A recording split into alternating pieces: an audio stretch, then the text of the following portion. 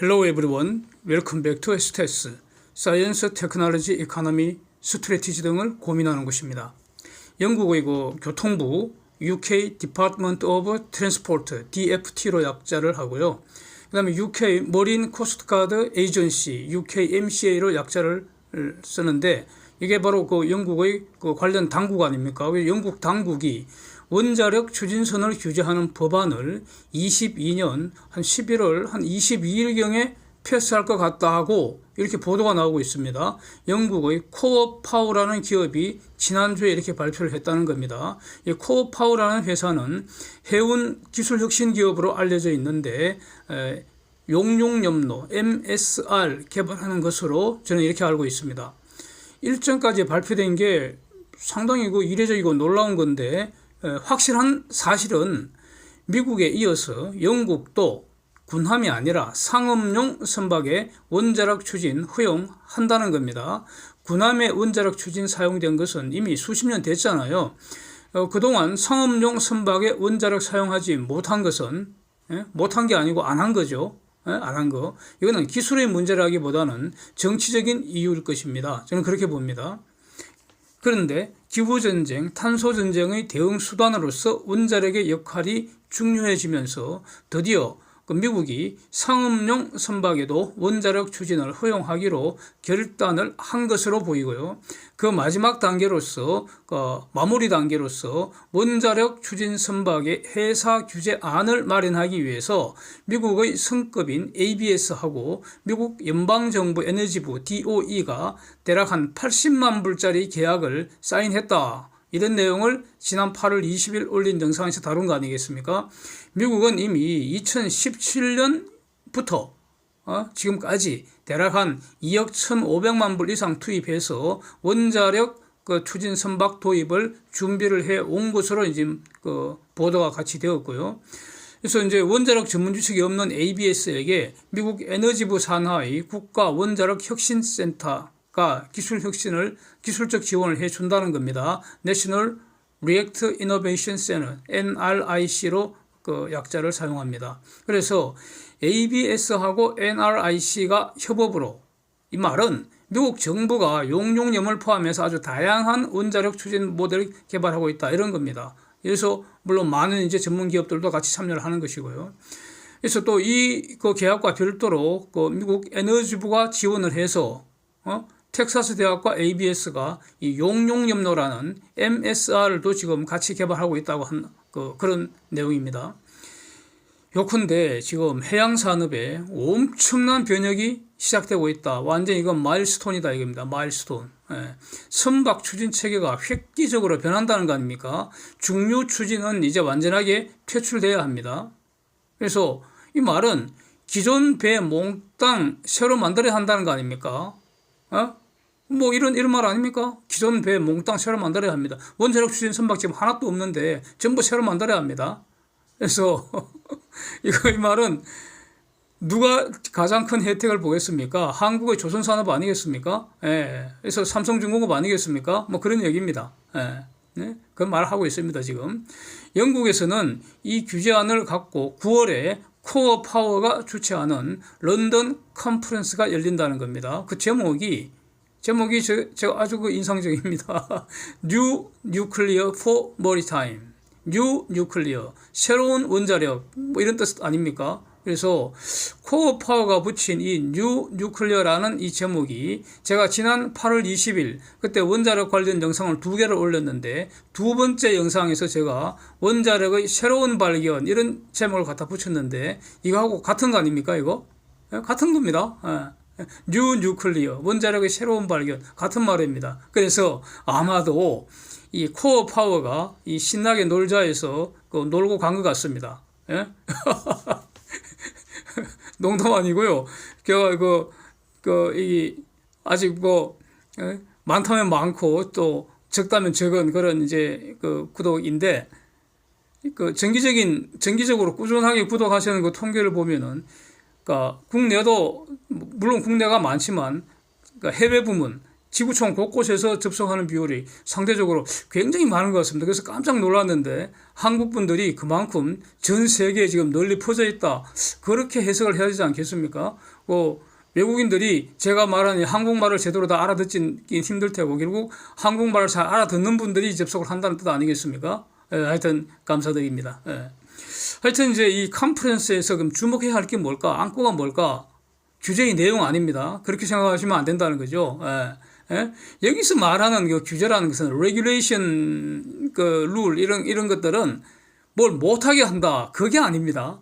원자력 추진을 제대로 정착시키는 방안입니다. 즉 사실상 장려안이 된다는 겁니다. 그래서 그게 중요한 게 아니고 가장 주목해야 할 거 안고는 바로 일정 아닐까 싶습니다. 일정이 나온다면은 그거 대단한 겁니다. 앞으로 추진 일정, 일정을 보면은 그러면 원자력 추진 선박 발주 시기를 추산을 할 수 있고요. 그래서 조선업에 투자하는 우리 입장에서는 요게 안고 아닙니까? 안고. 가장 중요한 관심이 뭐겠습니까? 삼성중공업이 원자력 추진 24,000 TEU급 컨테이너 선박 1호 수주 공시 과연 언제 나오나? 요거 아닙니까?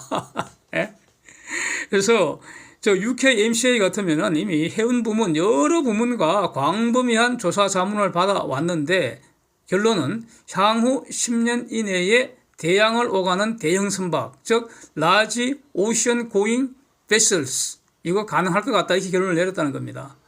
그래서 지금 저렇게 한다는 겁니다. 그래서 문제는 이런 어떤 그 생각이나 이런 검토를 미국이나 영국만 했겠습니까?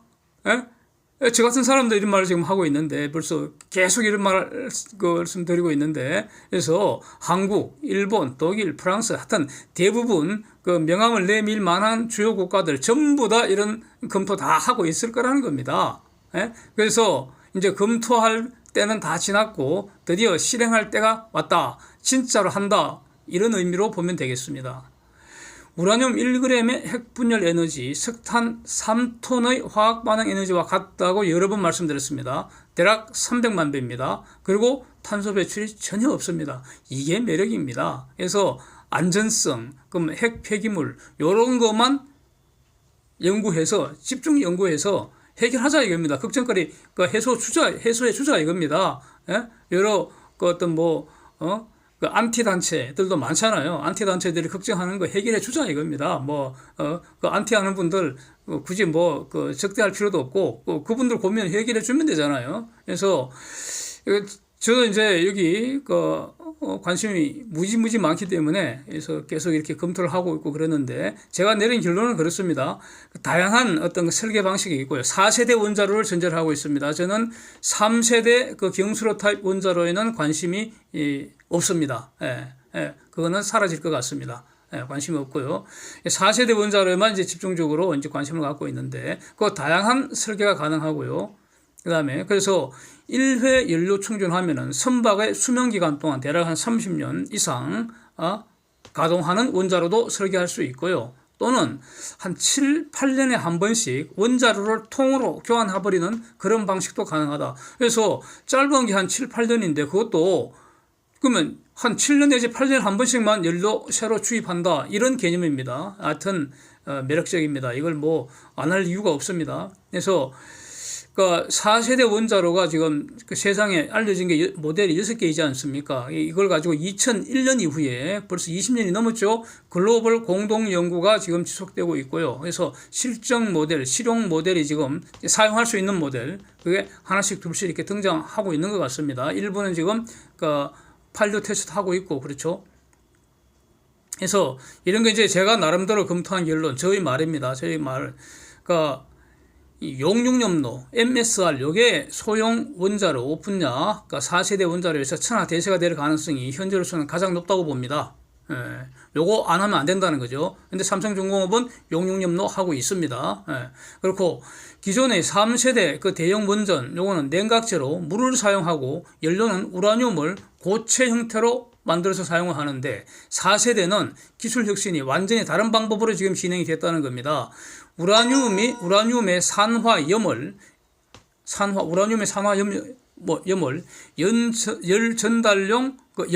열전달용 염, heat carrier salt 이것과 같이 섞어서 같이 사용한다는 겁니다. 그래갖고 일종의 파우더 형태로 맨 처음에 장착이 되는 겁니다. 그래서 원자로 스위치를 온 하면은, 다시 말하면 핵 분열이 시작이 되면은 열이 발생하잖아요. 열 받으면 고체가 액체로 바뀌잖아요. 녹아버리니까. 그래서 핵 원료와 냉각제가 액체 상태로 작동을 하게 된다는 겁니다. 지금 작동되는 순간에도 고체로 있는 3세대하고는 완전히 다릅니다. 액체 상태로 작동을 한다는 겁니다. 그래서 기존의 원자력 안전 기준은 고체 연료봉을 전제로 서술되어 있는데 만들어졌는데, 액체 연료에는 기존의 원자력 안전 기준은 적용할 수가 없잖아요. 그래서 용융염로에 대한, 또 더 나아가서 4세대에 대한 새로운 안전 기준 설정해야 한다, 이런 의미입니다. 이런 거를 미국 ABS하고 DOE하고 계약해서 다룬다는 겁니다. 저는 그렇게 이해를 하고 있습니다. 그렇고, 그래서 4세대 용융염로에는 기존의 경수로보다 열 효율도 월등히 높고요. 저렇게 해봤더니 월등히 높고 안전성이 획기적으로 향상된 것으로 이렇게 이제 평가가 된다는 겁니다. 일단 사고가 났다. 사고는 원하지 않는 때에 원하지 않는 방식으로 일어나잖아요. 알 수가 없잖아요. 그러니까 그걸 알면은 미리 다 막아버리죠. 그래서 일단 사고가 나면은 핵 분열이 이제 스톱되는데, 또 가령 선박이 바닷속에 침몰하면은 핵 원자로 작동이 스톱되면은 식어버리잖아요. 열이 안 나니까. 식어버리면은 원자로가 그대로 고체 덩어리가 된다, 돌덩어리가 된다, 이렇다는 겁니다. 그러니까 더 이상 그대로 돌덩어리를 만들어서 파묻혀 버리니까 안전하다, 이런 겁니다. 그 다음에 물을 사용하지 않기 때문에 상압 고온에서 작동하기 때문에 물의 열 분해로 인한 수소 발생 가능성 원천 차단된다. 그래서 후쿠시마 원전 사고와 같은 그런 수소 폭발 위험도 원천적으로 제거된다. 이런 겁니다. 이렇게 간단하게 이렇게 말씀드리고 있습니다. 아마 더 자세한 게 요거보다 더 자세한 내용은 제가 그때 이 영상 마지막에 링크를 걸어 놓겠습니다. 참고하시면 되겠습니다. 핵 연료는 한 5% 정도로 농축된, 이게 이제 저농축이죠. 우라늄 235 사용하거나 또는 토륨을 사용할 수 있다고 봅니다. 토륨. 토륨 그 자체는 자발적으로 핵 분열이 일어나지 않기 때문에 여기에 핵 점화 스위치 역할을 하는 우라늄 235를 적당하게 섞어서 사용을 한다는 겁니다. 그래서 더 자세한 내용은 마지막에 제가 링크한 영상 참고하시면 되겠습니다. Thanks for watching. See you next.